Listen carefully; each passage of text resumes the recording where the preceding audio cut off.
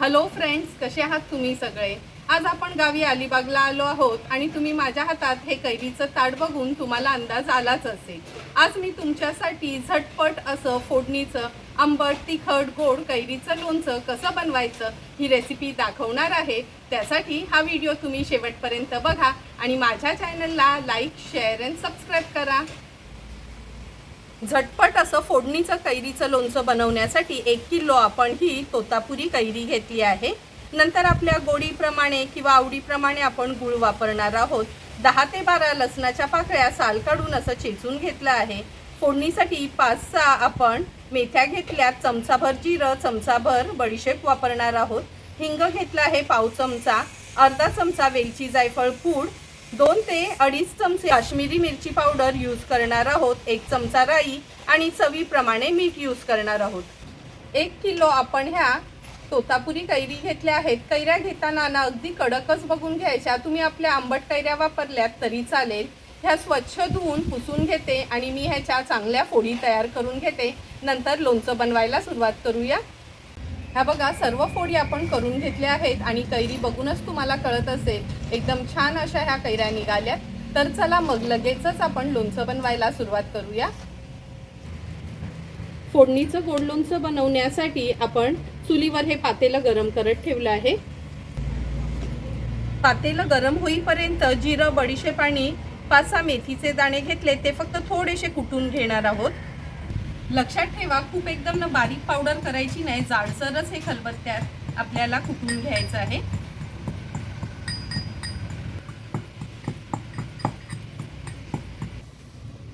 पातेलं पण आपलं गरम झालं आहे। 3 टेबलस्पून एवढं तेल घेणार आहोत।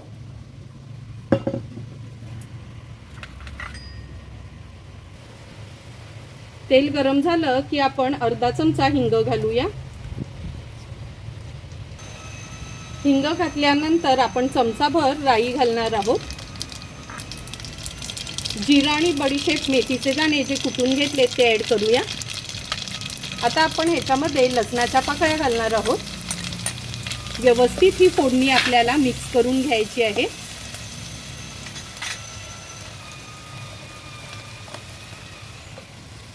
फोडणी व्यवस्थित तडतडली की अर्धा चमचा हळद ॲड करूया। 2 ते 2.5 चमचे आपण काश्मीरी मिरची पावडर घेतली आहे, ती ॲड करणार आहोत। व्यवस्थित हा मसाला परतून घ्यायचा आहे। आता आपण ह्याच्यामध्ये ह्या कैऱ्या ॲड करणार आहोत।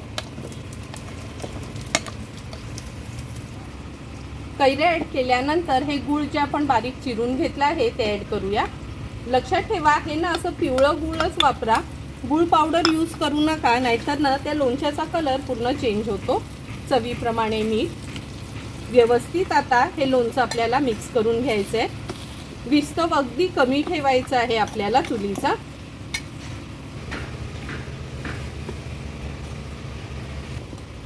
हे बघा, आपण पूर्ण ह्या कैऱ्या आहेत ना मसाल्यामध्ये व्यवस्थित मिक्स करून घेतलं आहे।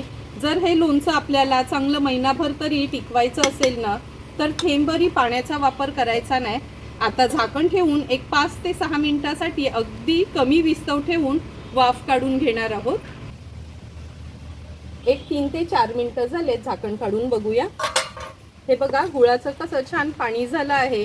म्हणून तुम्हाला सुरुवातीलाच सांगितलं आहे, जर हे लोणचं महिनाभर तरी आपल्याला फ्रीजमध्ये टिकवायचं असेल ना, तर थोडंही पाण्याचा वापर करायचा नाही।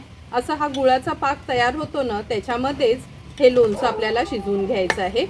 पुन्हा आता ह्याच्यावर मी झाकण ठेवते आणि कैऱ्या छान मऊ होईपर्यंत हे लोणचं व्यवस्थित शिजवून घेऊया। 5 ते 6 मिनिटं झाले, झाकण काढून बघूया। हे बघा, आपलं लोणचं ना जवळपास तयारच झालं आहे। कैऱ्या कशा छान मऊ पडल्यात, तुम्हाला दाबून दाखवते। थोडी ट्रान्सपरंट झालं ना त्याचं साल का समजायचं आपलं लोणचं हे तयार होत आलं आहे। आता आपण ह्याच्यामध्ये अर्धा चमचा वेलची जायफळ पूड ॲड करणार आहोत। ह्या ना आंबट तिखट गोड लोणच्यामध्ये थोडी तरी वेलची जायफळ पूड घालायची, म्हणजे चांगली चव लागते। व्यवस्थित मिक्स करून घेते आणि आता विस्तव थोडी हाय करते आणि त्याला चांगली एक वाफ काढून घेते 2 मिनिटाकरता। 2 मिनिटं झाली आहेत, झाकण काढून बघूया। हे बघा, आपल्या ह्या गोड लोणच्याला छान उकळी पण आली आहे आणि झटपट असं आपलं हे फोडणीचं गोड लोणचं तयार झालं आहे। ह्याच्यावर झाकण ठेवते, विस्तव पूर्ण बंद करते आणि वाफ थोडीशी कमी झाली ना का आपण हे लोणचं सर्व करून घेणार आहोत. 2 मिनिटं झाली आहेत, झाकण काढून घेऊया आपण. आता तयार झालेलं हे फोडणीचं गोड लोणचं आपण ह्या सर्विंग बोलमध्ये सर्व करून घेतोय. हे लोणचं जर तुम्ही बनवून ठेवलत ना तर महिनाभर फ्रीजमध्ये अगदी आरामात राहतं. असं पण गरमीमध्ये आपण जास्त ना स्पायसी किंवा असं मसालेदार जेवण जेवत नाही. कधी खिचडी भात बनवतो, कधी कढी भात, वरण भात, दही भात, म्हणजे असं अगदी सिंपल साधं जेवण असलं ना का तोंडी लावण्याकरता आपण हे लोणचं वापरू शकतो. तुम्हाला पण जर मी बनवलेलं आमचं अलिबाग स्पेशल असं फोडणीचं आंबट तिखट गोड लोणच्याची रेसिपी आवडली असेल तर तुम्ही पण माझ्या पद्धतीने एकदा तरी हे लोणचं घरी ट्राय करा आणि मला कमेंट करून सांगा की तुम्ही बनवलेलं हे फोडणीचं गोड लोणचं कसं झालंय ते. जर तुम्हाला मी बनवलेल्या ह्या फोडणीच्या गोड लोणच्याचा व्हिडिओ आवडला असेल तर नक्की माझ्या चॅनलला तुम्ही लाईक, शेअर अँड सबस्क्राईब करा. Thank you for watching my video.